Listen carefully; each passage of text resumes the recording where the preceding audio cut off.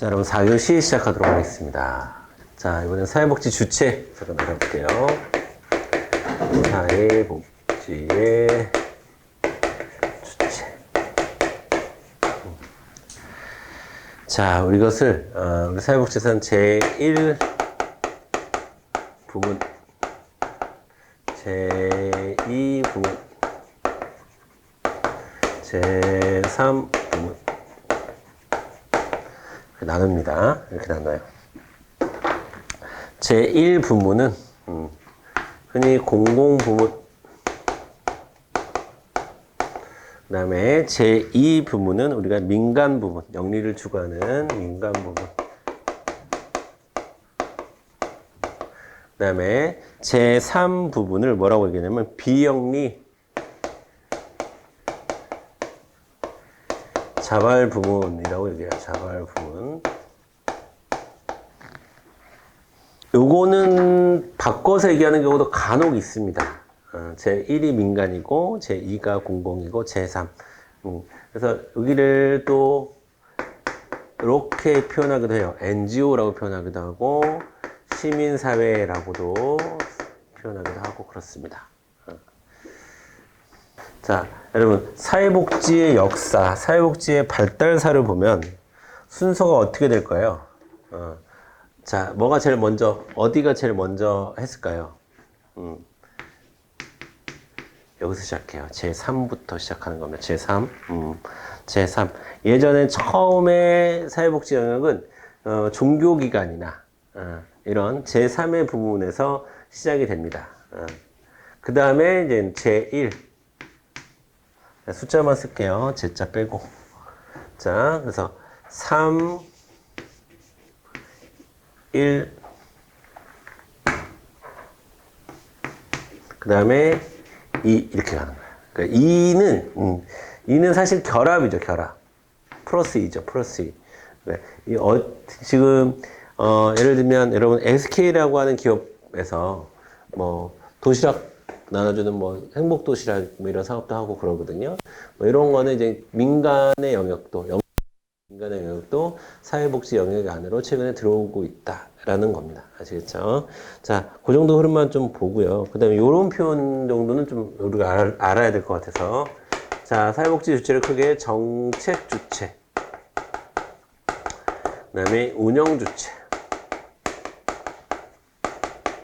그 다음에 실천 주체. 이렇게 많이 나눕니다. 자, 정책 주체는 주로 공공이 되겠죠. 그쵸? 조금 구체적으로 얘기하면 국가와 지자체에서 주로 정책을 만들죠. 자, 운영은 어디서 합니까? 운영. 운영은 국가나 지자체가 직접 하는 경우도 있고, 아니면 위탁하는 경우도 있죠. 위탁 운영과 그 다음에 직영 이런 식으로 되는데 여기 위탁을 받는데, 자, 여기 위탁을 주로 어디서 받아요? 종교재단에서, 그 다음에 뭐 시민단체에서, 뭐 그 외에 복지재단 이런 데가 위탁을 받아서 사회복지 프로그램이 운영되는 경우가 많죠. 자, 그 다음에 실천주체다라고 하면 실천주체는 당연히 누굽니까? 여러분과 같은 사회복지사가 되겠죠. 뭐 아니면 뭐 장애인 교육 같은 경우는 특수교사 뭐 이런 분들이 실천주체가 되는 거죠. 자, 그 다음에 세 번째 주제로, 자, 이 사회복지 주체 관련해서 제일 핫한 주제는 바로 복지다원주의라는 겁니다. 복지다원주의. 자, 복지다원주의를 한마디로 얘기하면 제3섹터를 활용하겠다 는 얘기예요. 여기서 제3섹터는 이런 데 얘기하는 거예요. 제3부분. 제3섹터가 활용되어야 된다. 라는 겁니다. 자, 그래서 복지다원주의라고 하는 것은 복지를 제공하는 주체가 다양화되어야 된다는 주장입니다. 이 얘기는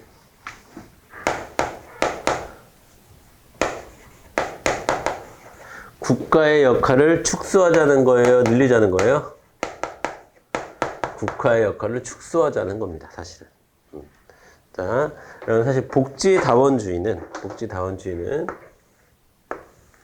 자, 좀 이따가 우리가 이념에서 배우겠지만 신자유주의와 함께 등장을 했습니다. 그래서 그 전에는 국가주도의 복지가 굉장히 많았죠. 특히 영국과 같은 나라들을 보면 국가주도의 복지가 굉장히 많았었는데 그로 인해서 국가의 재정이 악화되는 것은 물론이거니와 아까도 우리 잠깐 살펴봤던 사람들이 도덕적 해이 현상으로 근로의욕이 떨어지는 그런 것을 우리가 세 글자로 뭐라고 하죠? 복지병이라고 하죠. 이런 복지병을 해결하기 위한 하나의 방법으로 국가가 복지의 주체로서 모든 것을 다 책임지는 것이 아니라 비영리 기구까지도 함께 포함되는 그런 제3섹터 영역도 들어와야 된다라는 겁니다.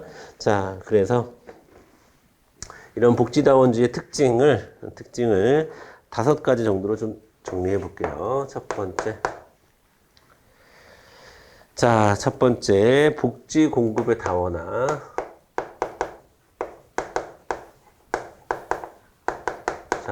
이런 말이 또 어떻게도 얘기하냐면 이렇게도 얘기합니다. 공사 역할 분담론. 다 왜 공공에서만 하니 사적인 영역에서도 좀 도와주라. 공사 역할이 분담될 필요가 있다.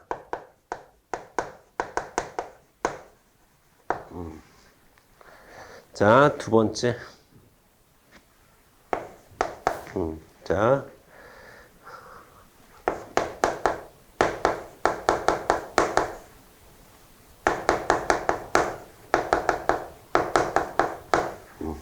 야, 국가에서만 하나의 색깔의 서비스만 나오는 것이 아니라, 야, 국가에서도 서비스 제공하고, 민간의 영리 쪽에서도 서비스 제공하고, 2섹터에서 서비스 제공하고, 3섹터에서 서비스 제공하고, 이렇게 한 다음에, 야, 서비스를 받는 사람이 선택하게끔 만들어주는 게 더 좋은 거 아니야? 이런 식의 논리를 피죠.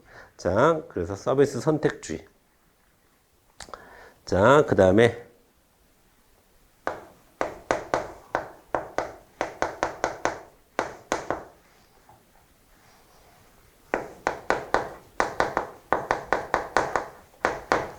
분권과 지역사회 복지를 강조합니다.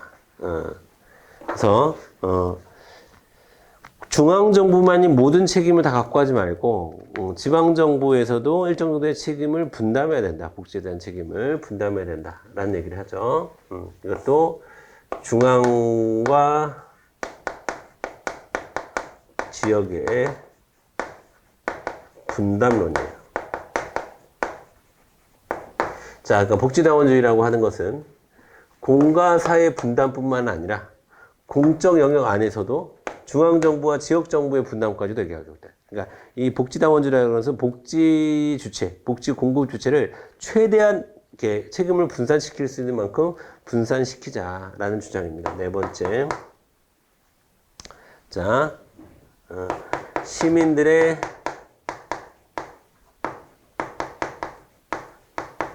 참여에 의한 정책 결정.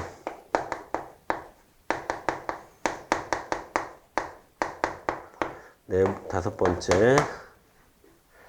자, 그 다음에 비공식 부문 역할 재평가. 자, 그러면 여러분 이걸 이렇게도 표현할 수 있겠지. 아까 제가 이렇게 얘기했었는데, 자, 복지다원주의에 의하면 3일 1, 2, 3. 그쵸? 야, 우리도 조금 할게. 니네들 좀 들어와. 이게 복지다원주의잖아요. 그러니까 여러분, 복지다원주의라고 하는 것은 긍정적인 측면도 있고 부정적인 측면도 있는 겁니다. 동시에 있는 거예요. 자, 부정적인 측면이라고 하는 것은 국가가 자신의 역할을 줄이려고 하는 의도, 자신의 복지 정책을 줄이려고 하는 의도에서 출발했다라는 겁니다. 그런 것들은 이렇게 표현되는 거죠. 자, 이렇게 표현되는 거죠. 그런데 또 이렇게 복지의 공급 주체를 나누다 보면 시민들이 참여하기에는 상대적으로 더 수월하겠죠. 그렇죠? 우리 시민들이 중앙정부 차원에서 꾸려지는 뭐 최저임금위원회나 최저생계비위원회 이런 데 들어가긴 힘들잖아. 그런데 우리 동네 복지 예산을 어떻게 쓸지에 뭐 시민들의 의견을 듣는다. 그러면 시민 참여 게시판을 이용할 수도 있고 아니면 뭐 회의에 참여할 수도 시민대표 회의에 참여할 수도 있고 막 그렇잖아요. 그리고 뭐 복지관 같은 거 운영하다 보면 거기에 참여자들의 의사를 존중하면서 프로그램을 계속 할지 말지 뭐 이런 거 결정하기도 하고 그러잖아요. 자, 그런 거 얘기하는 거예요. 그러다 보니까 자, 서비스를 시민들이 선택할 수도 있고 또 시민들이 참여할 수 있다는 장점도 있다. 그래서 복지다원주의의 가치 또한 굉장히 다원적입니다. 긍정적인 측면과 부정적인 측면이 동시에 존재한다라고 보시면 되겠고요. 자, 그 다음에 우리 복지국가 혹은 사회복지의 이념을 좀 살펴보도록 할게요.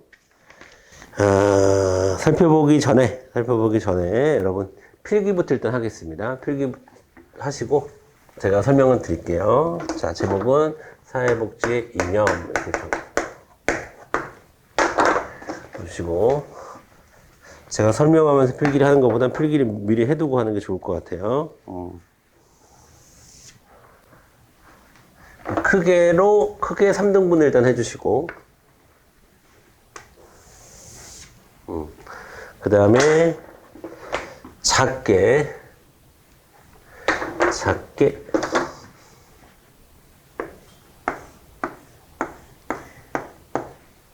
이걸 또 둘로 나누고 이건 작게는 6등분이죠. 6등분입니다.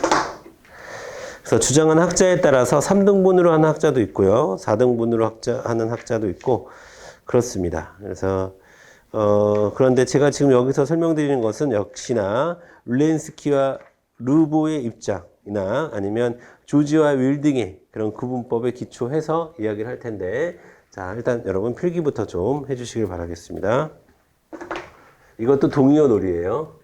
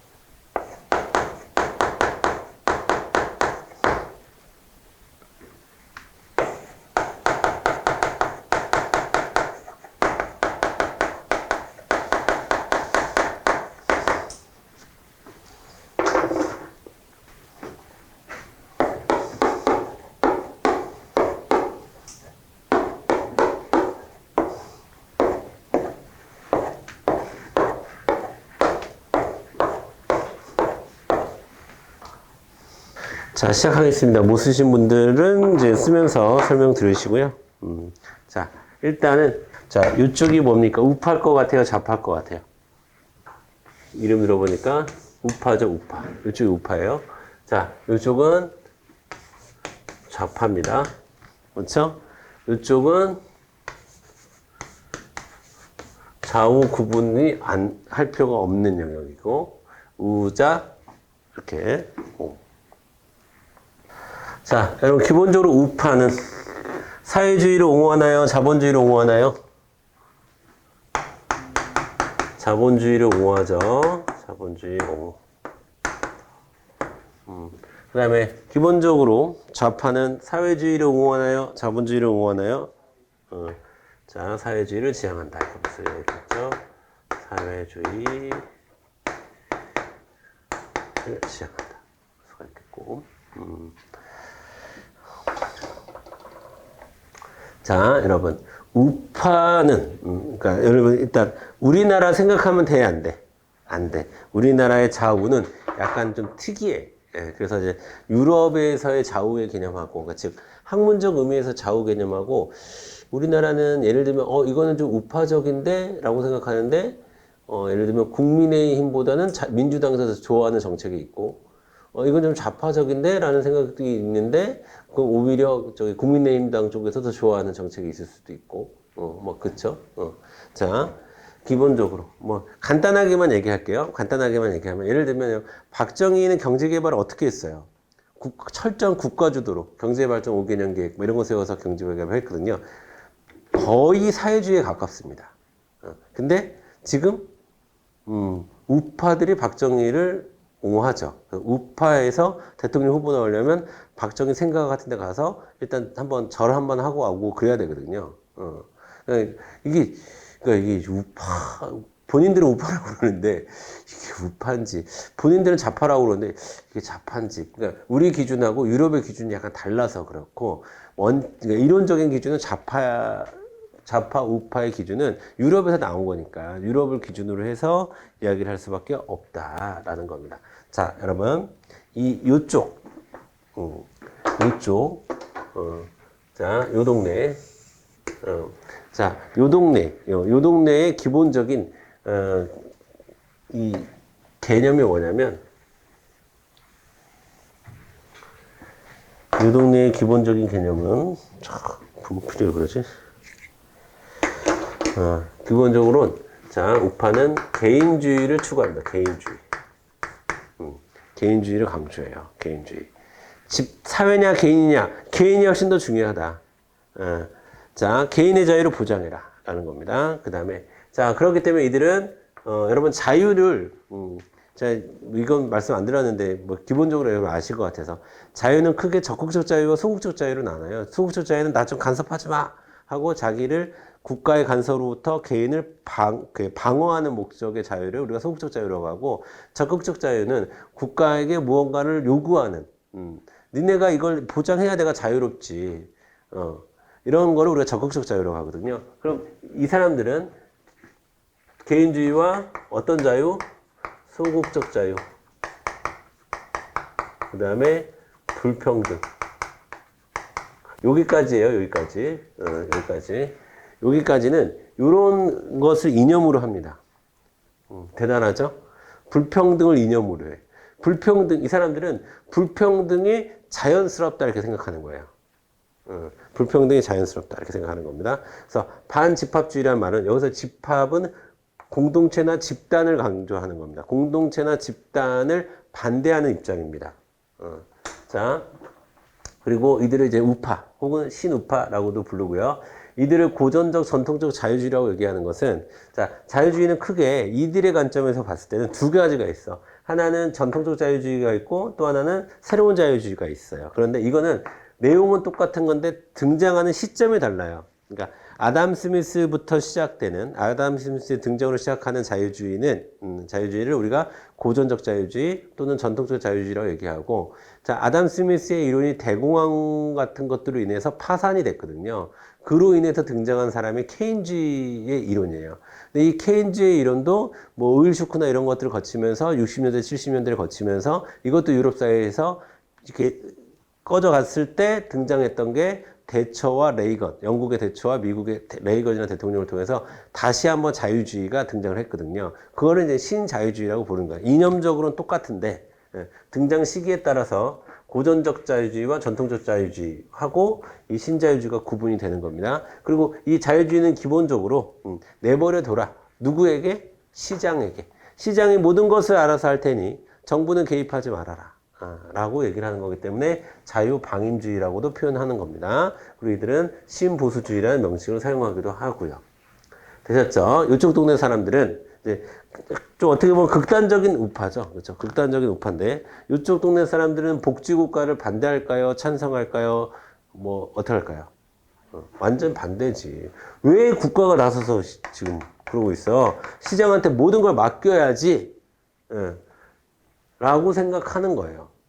불평등함을 해결해야죠. 아이, 불평등함 해결할 필요 없어. 원래 불평등이 자연스러운 거야. 라고 보는 게 이쪽 사람들입니다. 자본주의를 옹호하긴 하지만. 자, 그런데 이쪽 사람들, 볼게요. 이쪽 사람들은 집합주의를 소극적으로는 인정을 해요. 사회 전체의 이익을 좀 추구해야 된다라고 생각하는 겁니다. 자, 이 사람들은 야, 그런 거 추구할 필요 없어. 개인이 다 자기들이 알아서 자기 이익에 맞춰서 이기적으로 행동하잖아. 그러면 사회 전체의 이익으로 다시 환원이 되는 거야. 얘네는 그렇지 않더라고요. 보니까. 그러면 대공황이 왜 왔겠어요? 모든 사람들이 절약을 하면 안 돼요. 소비를 해줘야 돼요. 뭐 이런 식의 이제 주장을 하기 시작한 게 이제 이쪽 노예예요. 그럼 소극적 집합주의고, 그 다음에 여러분 요게 좀 중요합니다. 중도예요, 중도. 중도는 우파예요. 사회복지학적으로 얘기하면 중도는 우파입니다. 아시겠죠? 그리고 우리나라에서도 제가 봤을 때 중도라고 얘기하면서 왼쪽에 있는 사람 잘 못 봤어. 중도는 거의 우파 쪽에 있어요. 우파 쪽에서 좌파적인 어떤 생각을 조금 받아들이는 그런 정도로 우리가 중도라고 얘기를 하는 거고. 그래서 여기는 이제 이런 거 떼고 신자유주의, 고전적 자유주의 이런 거 떼고 진짜 자유주의를 얘기한다라고 스스로 주장하고, 그 다음에 이 사람들이 이제 이쪽의 사상의 근원이 아담 스미스라고 한다면 이쪽의 사상의 근원은 케인즈죠. 케인즈. 국가의 적극적인 개입을 주장했던 케인즈가 돼요. 국가가 개입해서 자유롭게 다 놔주면 안 되겠더라고. 국가가 개입해서 일정 정도 국가 사업도 하고, 그 다음에 세금도 걷고, 어려운 사람도 도와주고, 이런 식으로 해야지 국가가 제대로 운영이 되더라고. 시장에다 맡기니까 완전히 대공황처럼 완전히 난리가 나더라고. 그리고 이들은 상대적으로 실용을 좀 강조하고요. 자, 그러면 이들은 복지국가를 어떻게 생각할까요? 지지할까요? 이들은 지지합니다. 그런데 이 지지는 전폭적인 지지가 아니라, 그쵸? 시장의 기능을 훼손하지 않는 상황 속에서 보충적으로만 존재하는 지지입니다. 그래서 이거를 제한적 지지 정도로 얘기할 수 있죠. 제한적 지지. 자, 그 다음에 제가 여기 쓴 거는 이거는 여기 이쪽만 해당하는 거지만 지금 쓰는 거는 좌쪽, 이쪽에 다 해당하는 건데, 좌파 전체의 이념은 적극적, 저기랑 라임을 좀 맞출까요? 자, 개인의 구도는 평등을 좀 강조하는 편이고요. 평등. 그 다음에 자유는 적극적 자유. 국가에 의해서 보장되는 자유. 잠깐만요. 순서 잘못 썼네. 평등이 아니라 우회. 개인보다 우회라는 말은 개인보다 사회 집단 전체의 이익을 추구한다라는 정도로 이해하시면 되겠고, 그 다음에 평등을 강조하죠.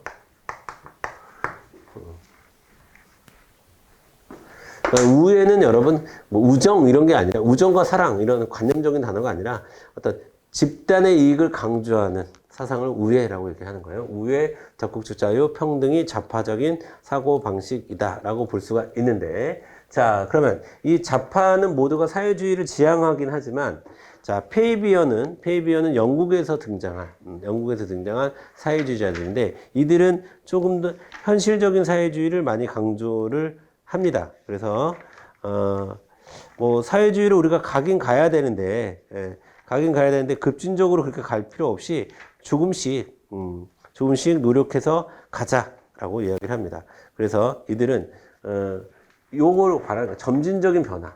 한꺼번에 모든 걸 다 하지 말고 점진적으로 변화해야 된다.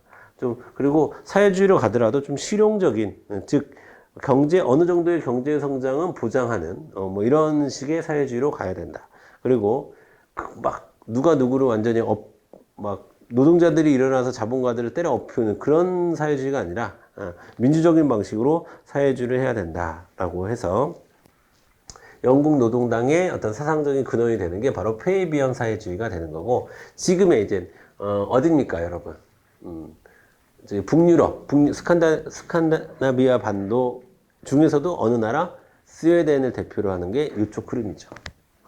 자, 이쪽 흐름입니다. 그래서 이들은 자, 어떤 생각을 갖고 있는 거냐면, 자, 우리는 지금 자본주의 사회야. 그런데 우리는 어디로 가야 돼? 사회주의로 가야 돼. 그러면 어떻게 사회주의로 가냐? 혁명을 통해서 사회주의로 가는 것이 아니라 국가 개입을 늘리면 돼. 그래서 조금씩 점진적으로 사회주의로 가자. 이게 이제 이들의 생각인 거죠. 기본적으로 사회주의를 가자야 이들도 사회주의로 가긴 가는데 이제 좀 천천히 가자라는 겁니다. 자, 그러면 이들은 복지국가 이론에 대해서 어떻게 생각할까요? 지지하겠지. 근데 이들은 전폭적으로 지지해요. 그러니까 이들이 복지국가에 대해서 가장 우호적인 입장을 취하는 건 이쪽입니다. 이쪽. 이념적으로.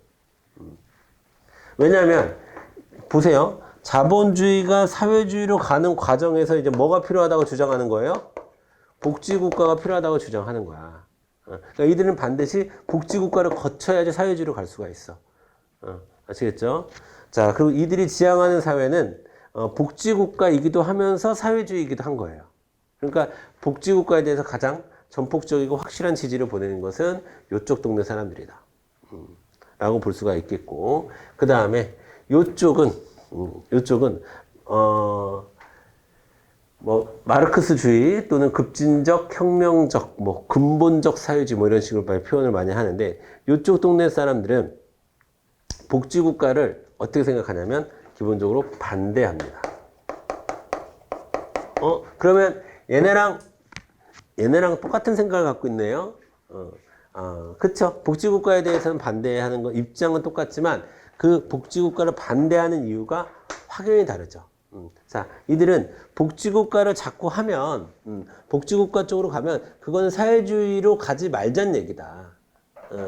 오히려 사람들에게 자본주의 사회에서 사회주의로 갈 수 있는 동력을 빼앗기는 일이다.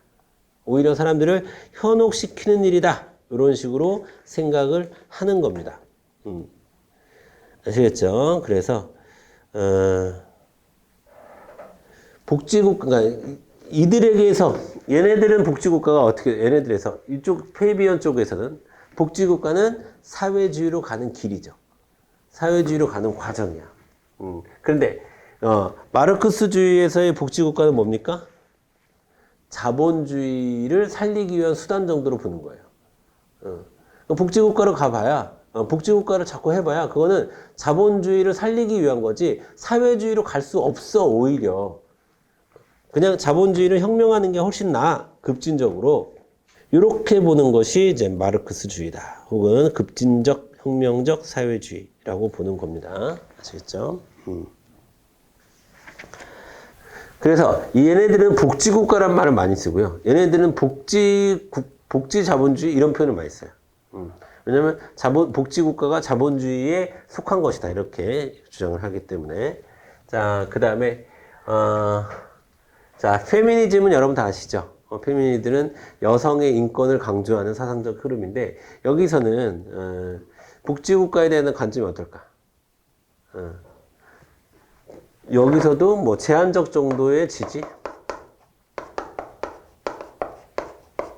쉽게 얘기해서 남성 중심의 복지국가는 반대하는 거죠. 하지만 여성의 인권을 위한 복지국가는 찬성하는 거겠죠. 그러니까 일부 반대하고 일부 찬성하는 거죠. 그러니까 이들은 완전히 새로운 시각입니다. 그러니까 이것이 좌냐 우냐 이런 문제가 아니라 왜 남자들끼리만 모여서 정책을 짜? 뭐 이런 문제의식을 던지는 거죠. 그렇기 때문에 왜 남자들의 임금과 여자들의 임금 차이가 날까? 뭐 이런 것들에 대해서 문제 제기를 하는 거예요. 자, 녹색주의와 생태주의 볼게요. 자, 여러분 기본적으로 좌파는 경제 성장을 추구할까요, 안 할까요? 좌파. 우파는 경제 성장을 추구할 것 같지, 우파가. 그런데 여러분, 우파든 좌파든. 자, 우파는 나 혼자 다 먹을 거야. 이거 아닙니까? 좌파는. 우리 나눠 갖자. 이거 아닙니까? 근데 나눠 갖든 혼자 다 먹든 뭐는 있어야 돼? 빵은 있어야 되잖아. 그래서 좌파든 우파든 경제 성장을 추구합니다.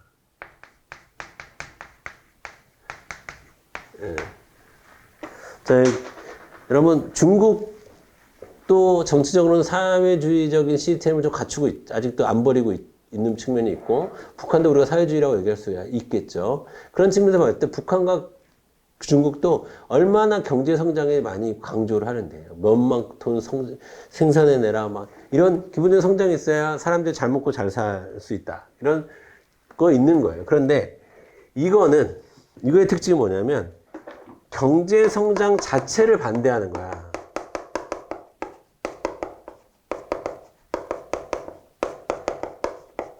그러니까 여기서 이 녹색주의와 생태주의는 경제 성장은 환경을 해치기 때문에 이것 자체를 반대하는 거예요. 아예 전혀 또 새로운 관점이죠. 그러면 이 사람들은 복지국가에 대해서 어떤 입장을 가질까요? 당연히 반대하지. 복지가 뭐야? 복지. 사람들에게 무언가를 나누어 주려면 경제가 성장돼야 되는 것을 전제로 하는 거잖아요. 근데 그것 자체를 반대하는 거니까 생태주의나 녹색주의는 반대한다라고, 복지국가를 반대한다라고 볼 수가 있는 거죠.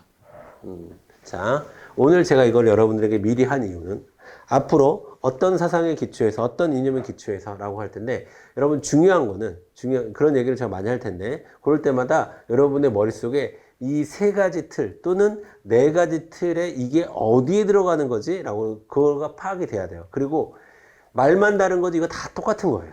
신자유주의라고 얘기하든 우파라고 얘기하든 반집합주의라고 얘기하든 자유방임주의라고 얘기하든 다 똑같은 사상입니다. 똑같은 사상.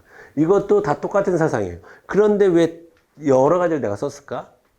학자가 달라. 어떤 학자는 요렇게 이야기하고, 어떤 학자는 뭐 요렇게 얘기하고, 학자가 다른 것 뿐이지 개념은 똑같다. 그러니까 우리가 어떤 느낌적인 느낌, 그것만 가져가도 충분히 이거는 구분 가능하다. 이렇게 볼 수가 있고요. 자, 오늘 그래서 2년까지 대략 우리가 좀 사회복지를 공부하기 위해서 좀 필요한 것들은 이제 정책을 중심으로, 정책론의 내용을 중심으로 해서 좀 살펴봤는데, 다음 주에는 이제 인행사부터 이제 서서히 순서대로 진도를 나가도록 하겠습니다. 아시겠죠? 그리고 제가 보니까 이 책의 내용에서 제가 여러분들한테 책 정리를 해드릴 거예요. 책 정리를 해드릴 건데, 여기서 시험에 나오는 것 중심으로 좀 말씀을 드릴게요. 이게 그렇지 않으면 내용이 너무 방대해져가지고 공부하는데 오히려 더 불편하시거든요. 그래서, 근데 여기에는 제가 보니까 시험에 나오지 않는 부분도 책의 완성도 때문에 들어간 부분이 상당 부분 있더라. 그럼 이 중에서 시험에 나오는 개념을 중심으로 진도를 나가는 방식으로 하도록 하겠습니다. 되셨죠? 다음 주 월요일 날 1교시에 다시 뵙도록 할게요. 수고하셨습니다.